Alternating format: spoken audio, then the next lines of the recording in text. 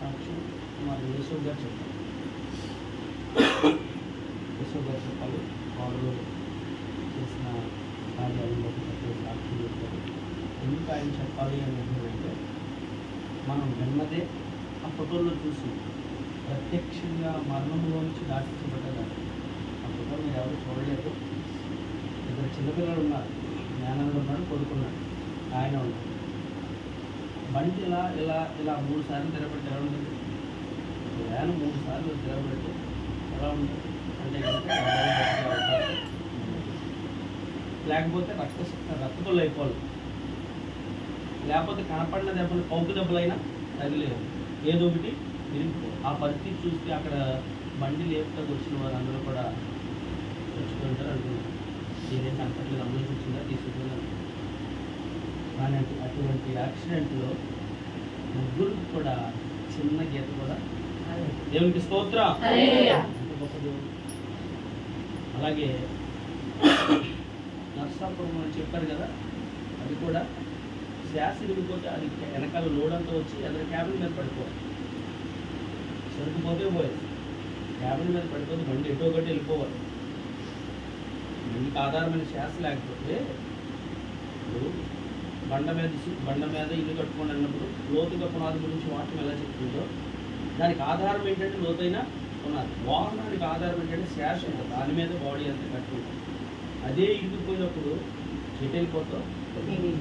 కానీ నర్సాపురం నుంచి భీమవరం 35 కిలోమీటర్లు కూడా దేవుడు చక్కగా తోడైంది అలా పట్టుకుని చూసుకుంటాం. సరుకు కానీ నడుపుల కుమార్తె కానీ ఏమీ కరోనా టైంలో వచ్చిందంట ముందు కూడా మళ్ళీ రావడానికి వెళ్తున్నప్పుడు నిజంగానే గొప్ప ప్రార్థన చేయండి అయ్యారు. ప్రతి విషయం నాకు చెప్తారు. ఈ కుటుంబంలో యేసు గారు కూడా సాక్ష్యం చెప్పుకుంటాడు, కానీ సేవకులకు ప్రతిదీ కూడా చెప్తూ నాకు ఈ యాక్షన్ జరిగిన తర్వాత ఇక్కడ అతిథి ఏర్పాటు చేస్తారు. అప్పుడు వచ్చినప్పుడు ఆయన మాట్లాడడం చాలా సంతోషం వేస్తుంది. జరిగిన నష్టాన్ని బట్టి కలిగిన అపాయాన్ని బట్టి కాదు, కానీ ఆయన చెప్పిన మాట ఏంటంటే సంఘపెద్దగా ఉన్నాను కానీ కొన్ని పర్యాయాలు ఆదివారం కూడా రాలేని పరిస్థితుల్లో అప్పుడే కిరాయి ఇచ్చింది నేను వెళ్ళిపోయేవాడినండి. కానీ ఇక్కడి నుంచి ఒక తీర్మానం తీసుకున్నాను, నాకు 10,000 రూపాయలు కిరాయి ఇచ్చిన ఆదివారం ఇంకా ఇక నా దేవునికి ఆ దినం ఒకవేళ మధ్యాహ్నం నిర్ణయం చేసుకోవచ్చు, కానీ ఆదివారం ప్రార్థన మానాలని నేను అనుకుంటున్నాను. దేవుడు నాకు ఇచ్చిన దాంట్లో దేవుడిది ఎంతైతే ఉందో అది దేవుడి నిమిత్తం నేను ఇచ్చేయాలనుకుంటున్నాను. చూడండి ఎలా ఉందంటే, అంటే ప్రతి విషయంలో ఒకవేళ ఒక యాడ్ వస్తాయి, మీరు అందరూ చూస్తూ ఉంటారు, ఉన్న మచ్చలన్నీ పోవాలని, అదే బాగులన్నీ పోవాలని మీరు ఎంతో శ్రద్ధగా వదులుతూ ఉంటారు కదా బట్టలు. దాని మీద శ్రద్ధగా తీయం చేసి మరక మంచిది అని, మరక మంచిది అంటే మరకున్నా పర్లేదు, అది అది అలాగే కీడు వెనకాల మేలు చేసే దేవుడు. ఒకవేళ అది జరిగిందని మనం సంతోషించడం కాదు, కానీ ఆ మాటల తర్వాత ఆయన నోట్లో వచ్చిన మాటలు నాకు చాలా సంతోషం వచ్చింది. 2 సంవత్సరాలు ఆయన సంఘపెద్దగా అధికారం చేసిన ఆయన చాలా జాగ్రత్తగా ఉండేవాడు. పలహారం తీసుకునే విషయంలో కూడా అవి నాకు తెలుసు. నాకు వద్దు కావాలని మీరు తీసుకుని నేను వదిలినాను, అదే మేము తీసుకుని నువ్వు తీసుకోకపోతే ఏంటంటే నాకు వద్దాను అంతే అని కూడా అంతే, ఇంకేం లేదు. అదేంటి ఎంతో పాటు తీసుకోలేదంటే మీకు తెలియదగిన తర్వాత చెప్తాను. ఇదేంటంటే రాసేసుకుని మిగిలి చేసుకుని కవర్తో పట్టుకుపోతున్నారని వెనకాల కూడా ప్రచారం వస్తారు. ఖాళీ వెళ్ళిపోయి ఏ కూడా ఉండదు, మా పిల్లలకు కావాల్సింది ఏదో వస్తుంది. కొన్ని పద్ధతులు అయ్యి నాకు బాగా నచ్చి, అందుకని ఆయన చెప్తే బాగుంటుంది సాక్ష్యము. దేవుని చిత్తమైతే దేవుడు అలా కూడా నిలబెట్టుకోవాలని నేను ప్రార్థన చేస్తున్నాను. అలాగే సహోదరుడు కూడా చక్కటి మాట చెప్తున్నాను. దూరదేశాలు వెళ్ళినప్పుడు భర్తకి బాగా ఎడబాటు కలిగినప్పుడు నేను దినం చెప్తున్నప్పుడు ఈ కాలం అంటే ఏ కాలం అంట? చెడ్డకాలం, కలికాలం, చెడ్డ దినాలని చెప్తున్నాను. దినములు చెడ్డవి కనుక చెడ్డ దినాల్లో చెడ్డ ఆలోచనలే వస్తాయి, చెడ్డ తలంపులే వస్తాయి, చెడ్డ పనులే చేయాలని దుష్టుడు ప్రేరేపిస్తూ ఉంటాడు. అది ఇంకొకటి ఏంటంటే వయసులో ఉన్న వారిద్దరు దూరంగా ఉంటే కనుక ఇక్కడ ఆయనైనా లేదా అక్కడ ఆవిడైనా ఎవరికి తెలుస్తుంది? అది ఎవరికైనా చెప్పాలా? కానీ వాళ్ళు కలిగి ఉన్నది ఏం తెలుసా? ఆకాశం ముందున్న దేవునికి భయపడుతూ ఉన్నారు. అందుకనే ఆమె చెప్పిన మాట ఏంటంటే, ఆ దేశంలో దేవునితో ఇంకా నేను సహవాసం చేశాను, ఇంకా దేవుని గురించి బాగా ఎక్కువగా తెలుసుకున్నాను. దేవునికి స్తోత్రం. అంటే కొన్ని ఎడబాట్లు నిజంగానే చాలా మంది సాక్ష్యాలు చెప్తూ ఉంటారు. బయట దేశం వెళ్ళిన తర్వాత ఇక్కడ ఉన్నప్పుడు సరిగ్గా ప్రార్థన చేయరు, దేవుని మందిరానికి కూడా అక్కడికి వెళ్ళిన తర్వాత ఎందుకు అంత బలంగా లేకపోతే వాక్యం గురించి బాగా చెప్తూ ప్రార్థన బాగా చేద్దాం ఇది మనకు అర్థం కాదు. ఎందుకు తెలుసా? అక్కడ తల్లి ఉండదు, తండ్రి ఉండడు, కష్టం వచ్చుకున్నా చెప్పుకుంటాకే తల్లికి చెప్పుకోవాల్సిన మాటలు, భర్తకి చెప్పుకోవాల్సిన మాటలు, తోబుట్టులకు చెప్పుకోవాల్సిన మాటలు, ఇవన్నీ ఎవరితో చెప్పుకుంటారు? అందుకే దేవునితో ఎక్కువ సహవాసం అవుతుంది. అందుకనే కొంతమంది కళ్ళు మూసుకుపోయి చెడు కాలంలో చెడు పనులు చేస్తూ చెడిపోయిన వారు ఉన్నారు. కానీ దేవుని భయం కలిగిన వారు ప్రతి విషయంలో దేవునికి చెప్పుకుంటూ దేవునికి దగ్గరైన వారు అనేవారు. దేవునికి స్తోత్రం. ఇక చక్కటి సాక్ష్యాలు మనం తదుపరి మాటలని గుర్తు చేసుకుని భారం కలిగి ప్రార్థన చేయవలసిన అవసరం. ఇవన్నీ తప్పించాడు కదా దేవుడు అని మనం అనుకుంటున్నాం కదా. అసలు అపాయం ఎవరు కలుగజేశాడు? తప్పించిన వాడు దేవుడైతే అపాయం కలుగజేసిన వాడు వాడి పేరు శోధకుడు. వాడు ఎప్పుడు కూడా మనల్ని శోధిస్తాడు. దేవుని పిల్లలను శోధించడానికే వాడు పొంచి ఉన్నాడు. దేంట్లో పట్టుకుందామా, దేంట్లో ఇరికిద్దామా, దేంట్లో పడగొడదామా, దేంట్లో నాశనం చేసేద్దామని వాడు పన్నాగ ప్రయత్నాలు చేస్తూ పొంచి చూస్తూ ఉంటాడు. అందుకనే దేవుడట ఆయన వాహనం మీద వెళ్ళినప్పుడు ప్రార్థన చేసి పంపిస్తే ఆయన ప్రార్థన చేయించుకున్నప్పుడు చెప్పిన వాగ్దానం ఏమిచ్చింది? నాకు పొగలేని యెహోవా నీకు తోడుగా 120 చెప్పిన చివర వచ్చింది. ఆయన తోడుగా ఉన్నాడు అని మనం ఎప్పుడు గుర్తించాలి అంటే కనుక యాక్సిడెంట్ అయిపోయింది, ఇలా జరిగింది ఏంటి అని బాధపడితే నువ్వు గుర్తించలేవు. అదే నేను చెప్పాను కదా, దెబ్బ తగిలిన వారికే ఏం తెలుస్తుంది? ఆ అనుభవాన్ని నాకు ఉన్నట్టు ఆయన మన మీద ఇంకా బాగా చెప్తాడు. ఎందుకంటే దాంట్లో ప్రత్యక్షుడు మాట. మామూలుగా దేవుడు లేడని బుద్ధిహీనులు అనుకుంటారు. బుద్ధిహీనులు ఏమనుకుంటారు? దేవుడు లేడని ఉంటారు. 53 అధ్యాయంలో 53 సంకేతాలు కూడా ఉంటాయి, 14 సంకేతాలు. అలా కాకుండా దేవుడు ఉన్నాడు కాబట్టి ఎంత అపాయం తప్పించాడు అని ప్రతి విషయంలో ఆయన కాపాడుతున్నాడని మనం గుర్తించుకోవాలి. ఒక్క క్షణం ఆయన విడిచిపెడితే నామరూపం మనం ఏమైపోతాం మనకే తెలియదండి. అందుకనే వాక్యం ఏం చెప్తుందంటే, ఆయన ఇశ్రాయేలును కాపాడటానికి, మనవలను కాపాడటానికి కునుకక నిద్రపోక కన్నులు తెరిచి చూస్తాడు. మనం వెళ్ళేటప్పుడు తన దూతను తోడుగా దేశం కానీ దేశం వెళ్ళాలంటే ప్రారంభము నుంచి వేల మైళ్ళ ప్రయాణం ఉంటుంది. ఇక్కడి నుంచి హైదరాబాద్ వెళ్ళాలంటే 500 కిలోమీటర్లు, 450 వస్తుంది. అక్కడి నుంచి 8,000 కిలోమీటర్లు. అమెరికా వెళ్ళాలంటే 8,000 కిలోమీటర్లు వస్తుంది. ఇది నుంచి 2.5-3.5 గంటలు. బయట దేశం వెళ్ళాలంటే 4,000, 5,000 కిలోమీటర్ల ప్రయాణం. సప్త సముద్రాలు దాటి అవతలకే వెళ్ళాలి. ఎన్నో ఫ్లైట్ యాక్సిడెంట్, ఎన్నో ట్రైన్ యాక్సిడెంట్, బస్సులు కాలిపోతూ ఉన్నాయి, బైకులు వెంచి పడిపోతూ ఉన్నాయి. మరి వీళ్ళు చేసింది వేల మైళ్ళ ప్రయాణంలో ఎంత క్షేమం ఇచ్చాడు నేను. కాలిపోకుండా పడిపోయిన బండిలో కూడా ఏ గాయం కలగకుండా ఇవి తలుచుకున్నవాడే బుద్ధిమంతుడు. ఇవి తలుచుకున్నప్పుడు ఎవరైనా కానీ దేవునికి కృతజ్ఞతలు చెల్లించకుండా ఉండలేరు. కలిగిన అపాయాన్ని నువ్వు చూస్తే కనుక తప్పించిన దేవుడు ఏమాత్రం నీకు గుర్తురాడు. వచ్చిన బలహీనతను చూస్తే కనుక నిన్ను స్వస్థపరిచే యెహోవా ఏమాత్రం నీకు గుర్తురాడు. నా దేవుడు ఉన్నాడు స్వస్థపరిచి, నా దేవుడే నన్ను తప్పించాడు, నన్ను కాపాడే దేవుడు కురుకక నిద్రపోక, శత్రువా నువ్వు నన్ను కింద పడగొట్టే నేను తిరిగి లేస్తాను అన్న విశ్వాసం నీలో ఉంటే కనుక దేవుడిని కనపరచకుండా మనము వాక్యం విస్తరించి నేను చెప్పను. కానీ కొన్ని మాటలు చెప్పి అందరం కలిసి ప్రార్థన చేద్దాం. 12 అయింది టైం.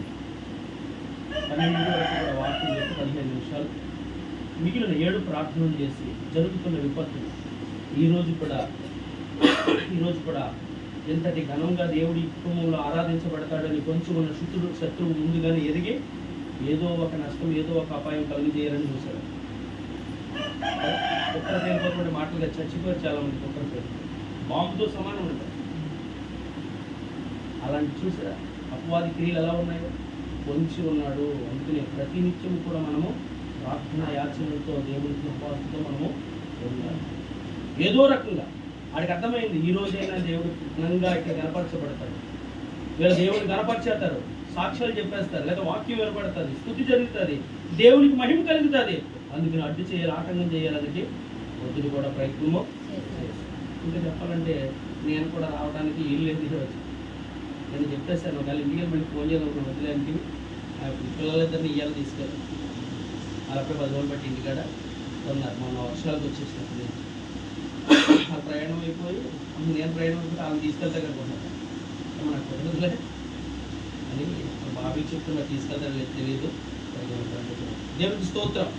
ఏది ఏమైనా ఆయన పని మనం చేస్తే మన పని ఆయన. చదవబడిన లేఖన భాగంలో ఈ కోరహు కుమారులు రచించిన ఈ కీర్తనలో ఎన్నో సంగతులు, విలువైన సత్యాలు దాచి ఇమిడి ఉన్నాయి. కానీ అవన్నీ ధ్యానించడానికి సమయం సరిపోదు కనుక 9వ వచనం కానీ చదువు, 8వ వచనం కానీ చదువు. దేవుడైన యెహోవా సెలవిచ్చు మాటలు నేను చెవిని పెట్టెదను. దేవుడైన యెహోవా మాటలు ఎక్కడ పెట్టాలంట? మన ముందు ఆయన సెలవిస్తున్నాడు, ఆయన చెప్తున్నాడు. మాట్లాడేవాడు నేనే అంటున్నాడు, నిలబడిన వాడు కాదు. నిలబడిన వాడైతే ఈ బైబిల్ చేతిలో ఉండవసరం లేదు. నా కుటుంబం గురించి, నా గురించి ఏమిటి చెప్పుకోవచ్చు, కానీ ఇలా పట్టుకున్నామంటే ఈయన మాట్లాడతాడు. అందుకనే మనం ఏం చేయాలని చెప్తున్నాడంటే చెవిని ప్రకటన గదులు ఏం చెప్తున్నాడంటే చెవి గలవాడు ఆత్మ చెప్పు సంగతులు వినాలి అంటున్నాడు. నీ చెవులు పెట్టాలి, నువ్వు వినాలి అని వాక్యం ద్వారా మనకు ముందుగా వినవలసిన వారుగా ఉన్నాం కనుక ఆ మాట చెప్తాడు. చదువు. ఆయన తన ప్రజలతోను తన భక్తులతోను శుభవచనం సెలవిచ్చును.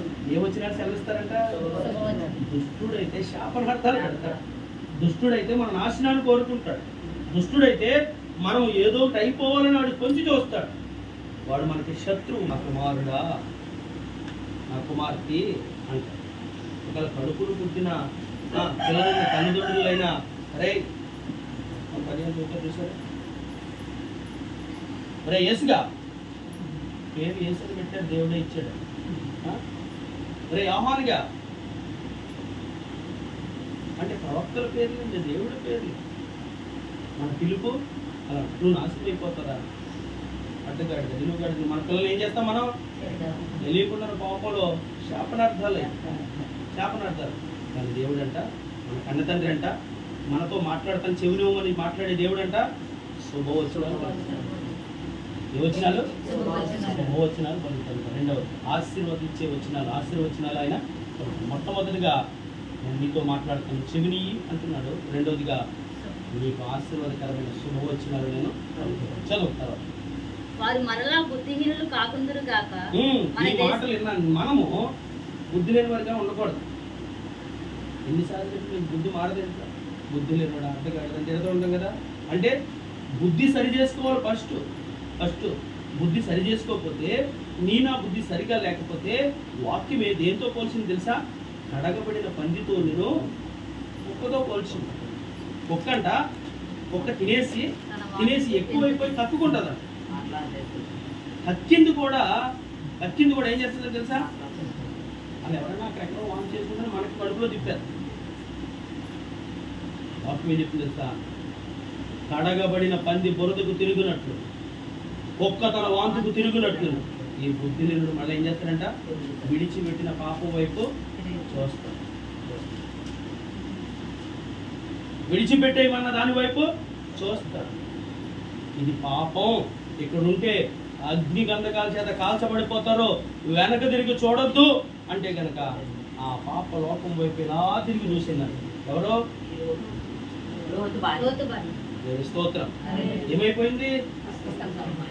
స్తంభంగా మిగిలిపోయింది, జీవము లేని దానిగా ఉండిపోయింది. అందుకనే చెవిని పెట్టవలసిన మాటలు చెవిని పెట్టకుండా, దేవుడిస్తున్న శుభవచనాలను ఏమాత్రమో ఆలకించకుండా, బుద్ధి లేని వాడిగా ఎన్నిసార్లు చెప్పినా గడ్డింపుకు లోపడకుండా మరలా విడిచిన దాని వైపు తిరుగుతారంటే ఎవడో అంటే కనుక బుద్ధి లేదు. అందుకనే మూడవదిగా బుద్ధి సరిగా ఉండాలి. సరి అయిన బుద్ధి కలిగిన వారిగా ఉండాలి. నాగటి మీద చెయ్యి పెట్టి వెనక తట్టు తిరుగువాడు నాకు పాత్రుడు కాడు. దేవుడు నాకు అన్నీ చేస్తాడు. దేవుడు నన్ను తప్పిస్తాడు. నా రోగ వ్యాధి బాధ బలహీనతల నుండి తప్పించేవాడు ఆయనే. నా ఆర్థిక పరిస్థితులు స్థితిగతులన్నీ మార్చేవాడు ఆయనే. నా కష్టంలో ఎవరు పట్టించుకోకపోయిన ఆకాశం నుండి నిత్యము నన్ను చూస్తున్నవాడు ఆయనే అని ఎరిగిన తర్వాత దేవుని శక్తి సామర్థ్యాల గురించి తెలుసుకున్న తర్వాత మరలి లోకంలో ఏదో వైపు తిరిగితే నీకు దేవుని దగ్గర నుంచి సహాయం లేదు. నీవు బుద్ధిమంతుడు కాదు. బుద్ధి కలిగి ఆయన మాటలకు చెవి ఇచ్చిన వాడు కాదు. చెవిని మన కారణాన్ని బట్టి ఆశీర్వచనాలు లేకపోతే జ్ఞానమైన మాటలు నీ జీవితంలో ఏమాత్రం పని చేయవు. 3 విషయాలు మనం చెప్పుకుంటాం. మొట్టమొదటిగా చెప్పండి, దేవుని మాటలకు మనం చెవినివ్వాలి. రెండవదిగా ఆయన మనకు ఆశీర్వచనాలు శుభవచనాలు పలుకుతాడని గ్రహించాలి. మూడవదిగా బుద్ధి కలిగి ఉండాలి. చదువుతున్నమాట, వారు మరలా బలహీనులు కాకుందురుగాక మన దేశంలో మహిమ నివసించినట్లు ఆయన రక్షణ ఆయనకు భయపడు వారికి నాలుగవదిగా మానవునికి ఏమవసరం? భూమి మీద ఉన్న మానవునికి రక్షణ అవసరం. నాలుగవదిగా ఆయన రక్షణ కోరుకునే వారిగా మనం ఉంటే కనుక ఎక్కడికో వెళ్ళవసరం లేదు. ఆ రక్షణ ఎక్కడుందంట? సమీపంగా. ఆయన సమీపముగా ఉండే దేవుడు. ఆయన ఏం చెప్తున్నాడంటే, ముగ్గురుగా ఇద్దరుగా ఏకీభవిస్తే వారి మధ్యన నేను ఇంతమందిగా ఆరాధిస్తున్నప్పుడు మన మధ్యన ఉన్నాడు కాబట్టి మాటలే సరిగా రాని మన నోటికి పాటలు ఇచ్చాడు. ఎలా స్తుతించాలో తెలియని మనకే ఆత్మనిచ్చి ఆయన స్తుతించేలాగా చేస్తాడు. ఇదిగో అనేక మంది ఆత్మచేత రాయింపబడిన ఈ మాటలు ధ్యానించి కృపనిచ్చాడు. ఆయన ఉన్నాడు కాబట్టి అని సమీపముగా ఉండే దేవుడు. ఎక్కడో ఉండి అక్కడికి రమ్మనేవాడు కాదు. నువ్వెక్కడ కుటుంబంగా ఏకీభవిస్తే నీ మధ్యలో ఉంటాడు. భార్య భర్తలకు ఇద్దరుగా ఏకీభవిస్తే 3వ వ్యక్తిగా ఆయన ఉంటాడు. సమాజముగా సంఘముగా కూడుకుంటే వారి మధ్యన ఉంటాడు. అంతేగా నువ్వు ఎక్కడికో వెళ్ళవలసినట్టు నెత్తి మీద ఇరుముళ్ళు ఎట్టుకుని కాళ్ళకి చెప్పులు లేకుండా 40 రోజులు నానా కష్టాలు పడి ఎక్కడికో కాలినడక నడిచి వెళ్ళవలసిన అవసరమో లేదు. అది మనం ఆరాధించే దేవుని గొప్పతనం. ఏ కొండను నిలిచి అక్కడికి రమ్మనక మన చెంతకే వచ్చినాడు. ఏ కొండను నిలిచి అక్కడికి రమ్మనక నీ చెంతనే ఉన్నాడు. నదులలో మునిగి శుద్ధిని కమ్మనక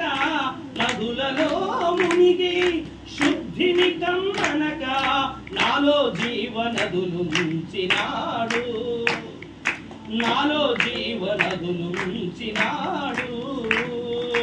కీర్తించెదను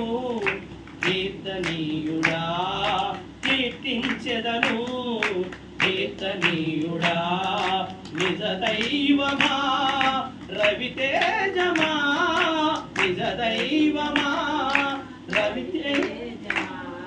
దేవునికి స్తోత్రం. ఆయన ఎక్కడున్నాడు? సమీపముగా ఉన్న దేవుడు. ఆయన మన సమీపంలో ఉన్నాడు. అందుకనే దాటిపోకముందే, ఆయన వెళ్ళిపోకముందే నిన్ను విడిచిపెట్టను అని గట్టిగా పట్టుకున్నాడంట యాకోబు ప్రార్థనతో. చేతులతో బలంతో కాదు, ప్రార్థనతో ఖండించేశాడంట యాకోబు. యెబోకు రేవు దాటిన తర్వాత పెనుయేలు అనే స్థలంలో పెనుగులాడాడంట. ఒక మనుష్యుడు దేవునితో పోరాడి గెలిచాడని రాయబడింది. తల్లి గర్భంలో ఉన్నప్పుడు అన్నతో పోరాడి కాలు మడుగులు పట్టుకుని వచ్చేసాడంట. అలాగే భూమి మీద మానవుడిగా చేసిన తప్పులు ఒప్పుకోవటానికి దేవునితో పోరాడి మగసిరి కలిగిన వాడు అన్నది. నీ మగసిరి లేకపోతే నీ పౌరుషం దేని మీద చూపిస్తున్నావు? వ్యక్తుల మీద, కుండల మీద, లేకపోతే నీకంటే బలహీనుడి మీద కాదు. నీ మగసిరి ఎలా ఉండాలి తెలుసా?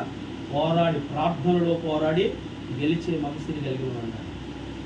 నువ్వు అలా చెయ్యాలి అంటే కనుక ఆయన ఎక్కడో లేడు, సమీపంలో ఉన్నాడు. మనల్ని రక్షించడానికి, రక్షణ ఇవ్వడానికి సమీపంలో ఉన్నాడు. రక్షణ నీకు చేరువుగా ఉంది. ఇంత గొప్ప రక్షణ నువ్వు నిర్లక్ష్యం చేసిన ఆ ఉగ్రత దినాన్ని తప్పించుకోలేవు. సమీపముగా ఉన్న రక్షణ నువ్వు నిర్లక్ష్యం చేయకు. 4 విషయాలు చెప్పాడు అప్పుడే.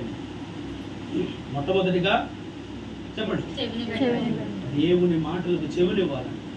రెండవదిగా ఆయన మనకి శుభవచనాలే ఆశీర్వచనాలే గాని అపవాది లేక శాపనార్థాలు పెట్టడని గ్రహించాలి. బుద్ధిహీనులుగా కాకుండా బుద్ధిమంతులుగా ఉండాలి. నాలుగవదిగా ఆయన రక్షణ కోరుకునే వారిగా ఉండాలి. ఆయన రక్షణ సమీపంగా ఏ ఒక్క రక్షింపబడకుండా, రక్షణ అనేది మారు మనసు అనేది లేకుండా నిత్య రాజ్యానికి వారసత్వం లేదు. అందుకనే ప్రభు చెప్తున్నాడు, నాకు శిష్యులుగా చేయండి. మత్తయి సువార్త 28వ అధ్యాయము చివరి మాటల్లో యేసు నామములో రక్షణ పొందిన మీరందరూ కూడా వెళ్ళి చదువు. నేను మీకు ఏ ఏ సంగతులను ఆజ్ఞాపించుతున్నో వాటన్నిటినీ కైకొనవలనని వారికి బోధించుడి. ఇదిగో నేను యుగ సమాప్తి వరకు సదాకాలం మీతో కూడా ఉన్నానని వారితో చెప్పాను.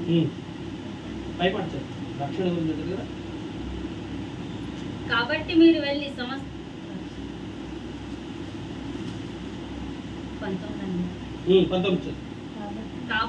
వెళ్ళి సమస్త జనులు శిష్యులుగాను చేయండి. తండ్రి యొక్కయు కుమారుని యొక్కయు పరిశుద్ధాత్మ యొక్కయు నామములోనికి వారికి బాప్తిస్మం ఇచ్చుచున్నాను. బాప్తిస్మం అంటే ఏంటి? రక్షణ.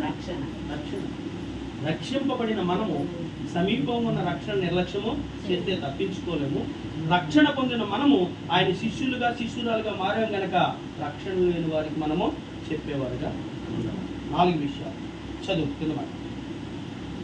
నేను మీకు ఏ ఏ సంగతులను 10వ వచనం, కృపా సత్యములు కలుసుకున్నవి, నీతి సమాధానములు ఒకదానినొకటి ముద్దు పెట్టుకున్నవి. చాలు, నేను ఎక్కడికో ఆగిపోవాలనుకుంటున్నాను. కృప అంటే ఏంటి?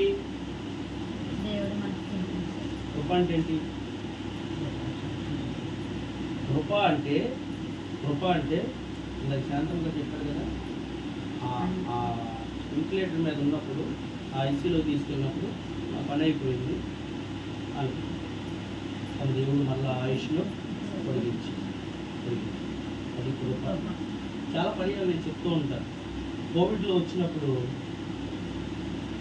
పబ్లిక్ ఎగ్జామ్ జరగాలి 10th క్లాస్, కానీ పరీక్షలు రాసి కోవిడ్ తెచ్చుకుని చచ్చిపోవద్దు, 10th క్లాస్లో అందరూ పాస్ అయిపోతారని చెప్పారు కదా. అర్హత లేని వాళ్ళకి అర్హత ఇవ్వటమే కృప. బ్రతికి ఉన్నానంటే నీ కృప, జీవిస్తున్నానంటే నీ కృప, బ్రతికి ఉన్నానంటే నీ కృప, జీవిస్తున్నానంటే నీ కృప. ఏ యోగ్యత నాలో లేదు, ఇంత భాగ్యమునిచ్చావు, ధన్యత నాలో లేదు, నీ ప్రేమను చూపావు. ఏ యోగ్యత నాలో లేదు, ఇంత భాగ్యమునిచ్చావు, ఏ యోగ్యత నాలో లేదు, ఇంత ప్రేమను చూపావు. యేసయ్యా నా యేసయ్యా, యేసయ్యా నా యేసయ్యా. దేవునికి స్తోత్రం. కృప అంటే మనం అర్హులు కాను. ఎందరో మనకంటే చిన్నవారు, గొప్పవారు, ధనికులు, శ్రీమంతులు, స్థితిమంతులు ఈ లోకాన్ని విడిచి మనకంటే ముందు మన కళ్ళ ముందు వెళ్ళిపోయి మన్నైపోయి మట్టిలో కలిసిపోయి మనుషుల చేత మరవబడిన నేటి దినాల్లో సజీవులుగా ఉన్నామంటే వారికంటే గొప్పవారు మరి కాదు. దేవుని కృపే మన వల్లే ఇలా ఉంచింది. ఆ అపాయంలో 3 ప్రాణాలు పోతే దేవుని కృపే వారిని కాపాడు. ఇంకా వారితో భూమి మీద పని ఉంది, నీతో నాతో ఇంకా భూమి మీద పని ఉంది, శాంతమ్మ గారితో ఇంకా దేవుని పని ఉంది. అందుకని మన ఆయుష్ను పొడిగించి సజీవులుగా దేవుని కృపే మనం ఇలాగా నిలబెట్టేది. సత్యం అనగా వాక్యం. కృపా సత్యము ఒకదాన్ని ఏమని చేసినట, కృపను గుర్తిస్తే, ఇది దేవుని కృపను బట్టే నేనున్నానని నేను గుర్తిస్తే సత్యమైన వాక్యాన్ని నిత్యము కూడా ఆనందంగా సంతోషంగా చెప్పగలుగుతూ స్వీకరించగలరు. అదే ముందు పెట్టుకో, అదే కౌగిలించుకో. సత్యమనగా వాక్యం, కృపనగా దేవుడిచ్చే నీ కృప ఉచితంగా పొందుకున్న దాన్ని, ఈ వాక్యాన్ని బట్టి నేను బ్రతుకున్నాను, నీ వాక్యమే నన్ను బ్రతికించను, నా బాధల్లో నాకు నెమ్మదినిచ్చును అని వాక్యాన్ని ముందు పెట్టుకున్న వ్యక్తిగా, వాక్యాన్ని అంగీకరించిన వ్యక్తిగా, వాక్యాన్ని అనుసరిస్తున్న వ్యక్తిగా నీవు దేవుని కృపను గుర్తించినప్పుడు చేయగలవు. దేవుని కృపను గుర్తించినప్పుడే చేయగలవు. అక్కడ ఇంకొక మాట ఉంది, నేను చెప్పాలంటే సమయం ఎక్కువ అవుతుంది, అన్ని అయిపోతుంది. నేను తొందరగా చెప్పేసి ఆ మాట చెప్పేసి ముగించేస్తాను. అక్కడ ఇంకో మాట ఉంది, సమాధానం. ఏంటది? 5 విషయాలు చెప్పింది. 5 విషయాలు ఏంటి చెప్పలేదు సార్? మొట్టమొదటిగా ఆయన మాటను చెవిని పెట్టాలి, ఆయనకి చెవినిచ్చేవారుగా ఉండాలి. రెండవదిగా ఆయన ఆశీర్వదించే దేవుడు శుభవచనాలు పలుకుతాడని గుర్తించాలి. మూడవదిగా బుద్ధిమంతులుగా ఉండాలి. నాలుగవదిగా రక్షణ సమీపంలో ఉందంటే రక్షణ నిర్లక్ష్యం చేసేవారుగా కాకుండా రక్షణ స్వీకరించేవారుగా ఉండాలి. ఐదవదిగా కృపను బట్టి నేను ఉన్నానని గుర్తించి సత్యమైన వాక్యాన్ని నిత్యము కూడా అనుసరించే వ్యక్తిగా మనము ఉండాలి.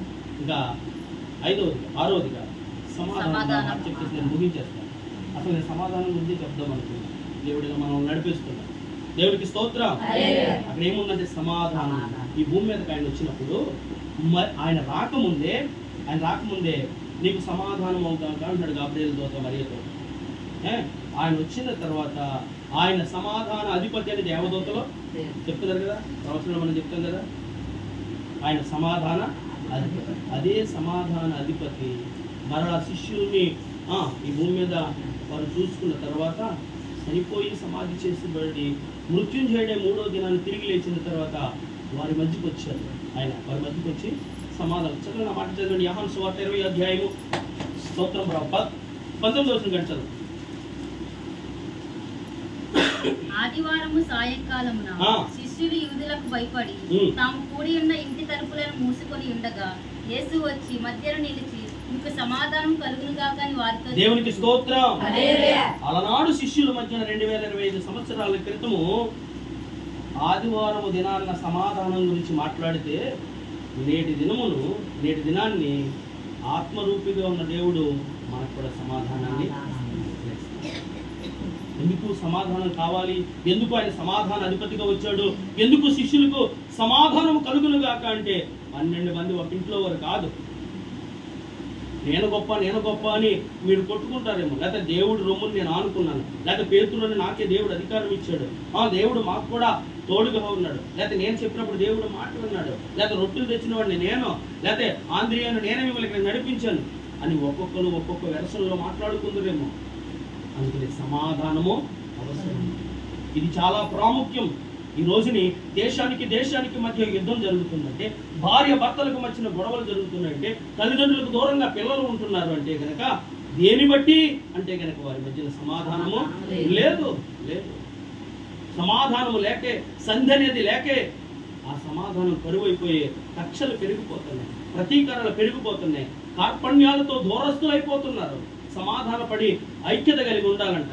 133వ సంకీర్తనలో అదే చెప్తున్నారు కదా, సహోదరుల ఐక్యత కలిగి ఉంటా ఎంతో మేలు. ఆ మేలు పొందకుండా ఉండటానికి, ఆ మేలును అనుభవించకుండా ఉండటానికి దుష్టుడైన సాతాను ఏం చేస్తారంటే సమాధానాన్ని చెడగొడతారు. ఇలా ఉన్నప్పుడు ఎలా ఉంటుంది అంటే కనుక బలం, ఇలా ఉన్నప్పుడు పిడికిడికి ఎంతో బలం, ఇలా ఉన్నప్పుడు ఏదో ఏళ్ళని విడిచేత ఉంటాం, ఏదో ఏళ్ళని విడిచేత ఉంటాం, దూరం చేస్తూ ఉంటాం. అందుకని ఎప్పుడు కూడా కుటుంబం అనేది ఇలా ఉండాలి. భార్య భర్త మాట ఒకటిగా ఉండాలి, తల్లిదండ్రుల మాట పిల్లలు వినాలి. అప్పుడే సమాధానం అనేది ఇంట్లో ఉంటుంది. అందుకనే ఒకవేళ మన జీవితంలో ఎంతవరకు సమాధానం లేకపోతే ప్రభు చెప్తున్నాడు, నువ్వు నాకు అర్పణ అర్పించాలని మనసు కలిగి ఉన్నావు కదా, నీ అర్పణ నేను అంగీకరించాలంటే నా బలిపీఠం మీదకి నువ్వు అర్పణ తెచ్చి ముందు నీకు ఎవరైనా విరోధులు ఉంటే కనుక వారితో సమాధానపడి అప్పుడు నేను అంగీకరిస్తాను.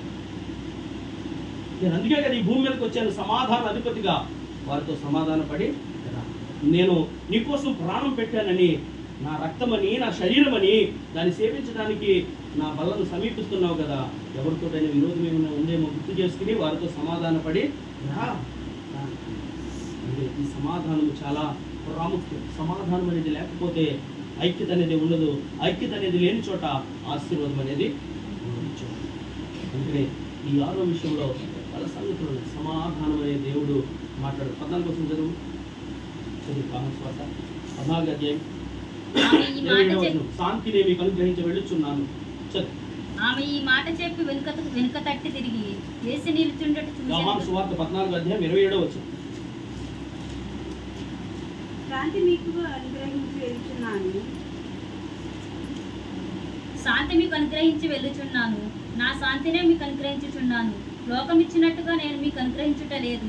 మీ హృదయంను కలవరపడనీయకుడి, వెరవనీయకుడి. ఏం చెప్తున్నాడంట? శాంతి శాంతి అన్నాడు. మనం శాంతించలే, ఆగ్రహించేస్తాం. చిన్నదానికి ఫైర్ అయిపోతూ ఉంటాం, పెద్దదానికి బరస్ట్ అయిపోతూ ఉంటాం. అంటే కోపావేశాలతో మనము ప్రభు ఏం చెప్పారట, శాంతి గురించే మాట్లాడుతున్నాం, సమాధానం గురించే చెప్తున్నాడు. పేతురు గారు దుడికెక్కువ అంట, ఆయనకి దుడికెక్కువ. ప్రభువుని పట్టుకున్నప్పుడు కోపం వచ్చేసి ఆయన ఎగురుల కత్తి తీసి మల్కు అనే ఒక సైనికుడి చెవిని నరికేశాడు.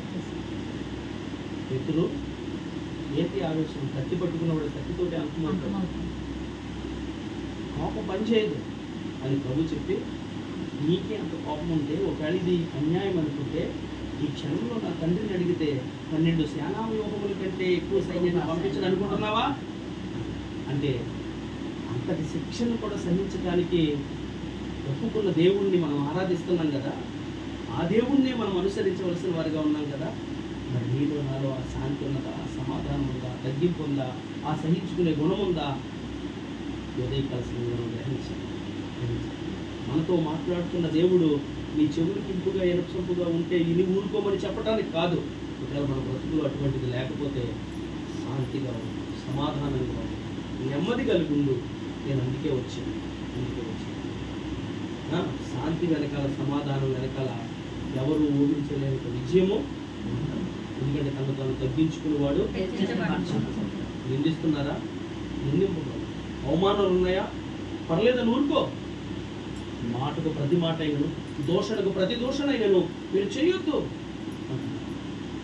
దూషించిన వారు నోటి ఫలాన్ని వారు అనుభవిస్తారు అని వాక్యం ద్వారా ప్రభు మనతో మాట్లాడుతున్నారు. నీవు నేను శాంతంగా తగ్గింపుతో ఉంటే కనుక సమాధాన అధిపతి దేవుడిని కలిగి ఉన్న వారిగా ఉంటాం. ఊహించుకున్నామా? దేవుడికి స్తోత్రం. ఆయన సమాధాన మార్చగలరు.